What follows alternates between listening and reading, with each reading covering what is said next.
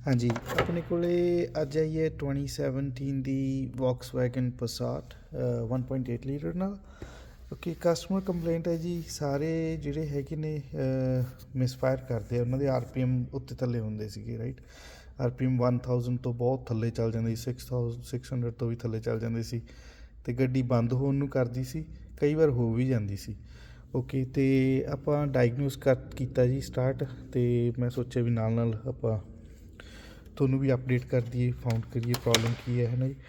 Okay, ਅਤੇ ਮੈਂ scan ਕੀਤਾ, ਨੰਬਰ 1 2 3 4 ਮਿਸਫਾਇਰ, ਅਤੇ ਰੈਂਡਮ ਮਿਸਫਾਇਰ। ਓਕੇ, ਹੁਣ ਆਪਾਂ ਮੈਂ ਸਪਾਰਕ ਪਲੱਗ ਆਲਰੇਡੀ ਨਵੇਂ ਪਾ ਚੁੱਕਿਆ, ਕਿਉਂਕਿ ਜਿਹੜੇ ਪੁਰਾਣੇ ਸਪਾਰਕ ਪਲੱਗ ਸੀਗੇ ਉਹ ਖ਼ਰਾਬ ਵੀ ਸੀ। 150 ਚੱਲੀ ਵੀ ਹੈ ਗੱਡੀ, ਅਤੇ ਵੈਸੇ ਵੀ ਰਿਕਮੈਂਡ ਸੀਗੇ। ਓਕੇ, ਉਹ ਆਪਾਂ ਪਾਤੇ। ਹੁਣ ਇਗਨੀਸ਼ਨ ਕੋਇਲ ਆ ਜਿਹੜੀਆਂ ਉਹ ਥੋੜ੍ਹੀਆਂ ਜਿਹੀਆਂ ਕੋਸਟਲੀ ਆ ਰਿਪੇਅਰ। ਉਹਦੇ ਵਾਸਤੇ ਆਪਾਂ ਨੂੰ ਮੇਕ ਸ਼ੋਰ ਹੋ ਜਾਈਏ ਵੀ ਹਾਂ ਆਪਾਂ, ਕਿਉਂਕਿ ਸਪਾਰਕ ਪਲੱਗ ਨੂੰ ਆਪਾਂ ਟੈਸਟ ਵੀ ਕਰ ਸਕਦੇ, ਪਰ ਚੇਂਜ ਹੋਣ ਵਾਲੇ ਸੀਗੇ, ਚਲੋ ਉਹ ਐਨੀਵੇਜ਼ ਆਪਾਂ ਕਰਤੇ ਹੈ ਨਾ।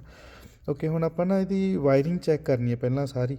ਜੇ ਵਾਇਰਿੰਗ ਸਾਰੀ ਸਹੀ ਹੈ ਤਾਂ ਫਿਰ ਆਪਾਂ ਨੇ ਇਗਨੀਸ਼ਨ ਕੋਇਲ ਦੇ ਵਿੱਚ ਪ੍ਰੋਬਲਮ ਹੈ ਜਾਂ ਕੋਈ ਹੋਰ ਹੈ ਨਾ ਜੀ, ਉਹ ਆਪਾਂ ਦੇਖਦੇ ਹਾਂ ਅੱਗੇ ਨਾਲ ਨਾਲ ਡਾਇਗਨੋਸ ਕਰਕੇ। ਮੈਂ ਤੁਹਾਨੂੰ ਨਾਲ ਵੀਡੀਓ ਬਣਾਉਣਾ, ਹੋਪਫੁਲੀ ਮੈਂ ਤੁਹਾਨੂੰ ਸਾਰੀ ਸਮਝਾਦਾ ਹੈ ਨਾ ਜੀ। ਓਕੇ, ਆਪਾਂ ਮਲਟੀਮੀਟਰ ਲੈਣਾ, ਪਹਿਲਾਂ ਇਹਨੂੰ ਵੋਲਟੇਜ 'ਤੇ ਸੈੱਟ ਕਰ ਲੈਣਾ, ਅਤੇ ਇਹਨੂੰ ਆਪਾਂ ਨੈਗੇਟਿਵ 'ਤੇ ਲਾ ਦਿਓ, ਪੋਜ਼ੀਟਿਵ। ਇਹਦੇ 'ਚ ਜਿਹੜੀ ਪਹਿਲੀ ਵਾਇਰ ਹੈਗੀ ਰੈੱਡ ਵਾਇਰ, ਉਹ ਹੈਗੀ 12 ਵੋਲਟ। ਸੋ ਆਪਣੀ ਇਹਦੇ ਨਾਲ ਅਟੈਚ ਕੀਤਾ ਕਿ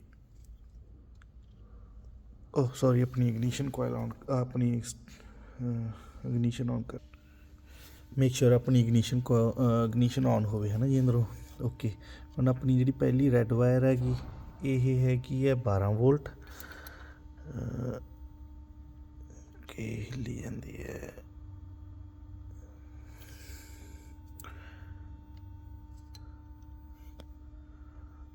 ਉਹ ਇਹ ਆ ਗਈ ਆਪਣੇ ਕੋਲ 12 ਵੋਲਟ ਜੀ। ਦੂਜੀ ਦੀ ਵੀ ਆਪਣੀ ਆ ਗਈ 12 ਵੋਲਟ। ਤੀਜੀ ਇਗਨੀਸ਼ਨ ਕੋਇਲ ਦੀ ਵੀ ਆ ਗਈ ਆਪਣੀ 12 ਵੋਲਟ। ਚੌਥੀ ਦੀ ਵੀ ਆ ਗਈ ਆਪਣੀ 12 ਵੋਲਟ। ਓਕੇ, ਹੁਣ ਜਿਹੜੀ ਸੈਕਿੰਡ ਹੈਗਾ ਇਹ ਹੈਗਾ ਜੀ ਆਪਣਾ ਗਰਾਊਂਡ ਹੈ ਨਾ। ਇਹਦੇ 'ਚ ਕੋਈ ਕੁਛ ਨਹੀਂ ਹੋਣਾ ਚਾਹੀਦਾ, ਇਹ 'ਚ 0 0 0, ਠੀਕ ਹੈ ਜੀ। ਜਿਹੜੀ ਆਹ ਚੌਥੀ ਹੈਗੀ ਇਹ ਵੀ ਗਰਾਊਂਡ ਹੈ, ਇਹ ਇੱਥੋਂ ਇਹਨਾਂ ਨੇ ਹਾਰਡ ਗਰਾਊਂਡ ਲੈਤਾ ਹੋਇਆ ਹੈ ਨਾ ਜੀ। ਸੌਰੀ, ਮੈਂ ਤੁਹਾਨੂੰ ਵੀਡੀਓ ਦਿਖਾ ਕੇ। ਓਕੇ, ਜਿਹੜਾ ਹੈਗਾ ਪਹਿਲਾ ਇਹ 12 ਵੋਲਟ ਹੈ ਜੀ, ਸੈਕਿੰਡ ਹੈਗੀ ਗਰਾਊਂਡ, ਥਰਡ ਹੈਗਾ ਸਿਗਨਲ ਜਾਂ ਆਪਾਂ ਸਿਗਨਲ ਵਾਇਰ ਹੈਗੀ, ਜਿਹੜੀ ਚੌਥੀ ਹੈ ਇਹ ਫਿਰ ਗਰਾਊਂਡ ਹੈ, ਇੱਥੋਂ ਗਰਾਊਂਡ ਲੈਤਾ ਹੋਇਆ। ਇਹਦੇ ਵਿੱਚ ਆਪਣੇ ਕੋਲ 1 ਤੋਂ 6 ਵੋਲਟੇਜ ਰੈਫਰੈਂਸ ਵੋਲਟ ਹੋਣੀ ਚਾਹੀਦੀ ਹੈ ਨਾ।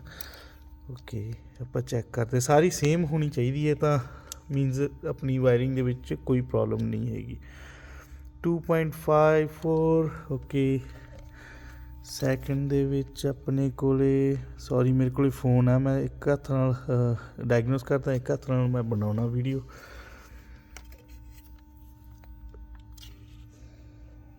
ਓਕੇ, ਥਰਡ ਦੇ ਵਿੱਚ ਵੀ ਸੇਮ ਹੈ ਜੀ ਆਪਣੇ ਕੋਲੇ, ਅਤੇ ਫੋਰਥ ਦੇ ਵਿੱਚ ਵੀ ਸੇਮ ਹੈ। ਚਲੋ ਆਪਾਂ ਮੇਕ ਸ਼ੋਰ ਕਰ ਲਈਏ ਇੱਕ ਵਾਰੀ, ਆਪਣੀ ਜਿਹੜਾ ਗਰਾਊਂਡ ਹੈ ਉਹ ਵੀ ਸਾਰਾ ਸਹੀ ਹੋਣਾ ਚਾਹੀਦਾ, 0 ਹੋਣਾ ਚਾਹੀਦਾ, ਕੁਛ ਨਹੀਂ ਹੈਗਾ, ਹੈ ਨਹੀਂ ਇਹਦੇ 'ਚ ਵੀ। ਗਰਾਊਂਡ ਇਹ ਵੀ ਸਹੀ ਹੈ ਜੀ, ਇਹ ਵੀ ਸਹੀ ਹੈ, ਅਤੇ ਆਪਣਾ ਇਹ ਵੀ ਸਹੀ ਹੈ।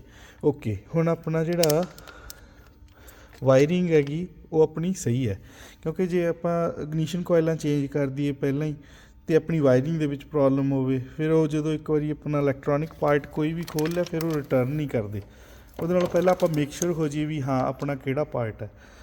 ਅਤੇ ਇਗਨੀਸ਼ਨ ਕੋਇਲ ਮੈਂ ਹਾਲੇ ਨਹੀਂ ਚੇਂਜ ਕਰੂੰਗਾ, ਮੈਂ ਆਪਦਾ ਪਹਿਲਾਂ ਡਾਇਗਨੋਸ ਕਰੂੰਗਾ ਪੂਰਾ। ਜਦੋਂ ਮੈਨੂੰ ਲੱਗਿਆ ਵੀ ਹਾਂ ਹੁਣ ਮੈਨੂੰ ਇਗਨੀਸ਼ਨ ਕੋਇਲ ਚੇਂਜ ਕਰਨੀ ਚਾਹੀਦੀ ਹੈ, ਉਦੋਂ ਮੈਂ ਕਰੂੰਗਾ। ਕਿਉਂਕਿ ਜੇ ਇੱਕ ਇਗਨੀਸ਼ਨ ਕੋਇਲ ਹੋਵੇ ਜਾਂ 2 ਹੋਵੇ ਤਾਂ ਫਿਰ ਬੰਦਾ ਸੋਚ ਲੈਂਦਾ ਵੀ ਹਾਂ ਇਗਨੀਸ਼ਨ ਕੋਇਲ ਹੋ ਸਕਦੀ ਹੈ, ਇੱਧਰਲੀ ਇੱਧਰ ਪਾ ਲਈ, ਇੱਧਰਲੀ ਪਾ ਲਈ, ਆਪਾਂ ਨਾਲ ਸਕੈਨਰ 'ਤੇ ਚੈੱਕ ਕਰਦੇ ਰਹਿੰਦੇ ਵੀ ਕਿੱਥੇ ਚੱਲ ਗਏ ਹੈ ਨਾ ਮਿਸਫਾਇਰ, ਉੱਥੇ ਪ੍ਰੋਬਲਮ ਆਪਾਂ ਸੋਲਵ ਕਰ ਸਕਦੇ ਹਾਂ।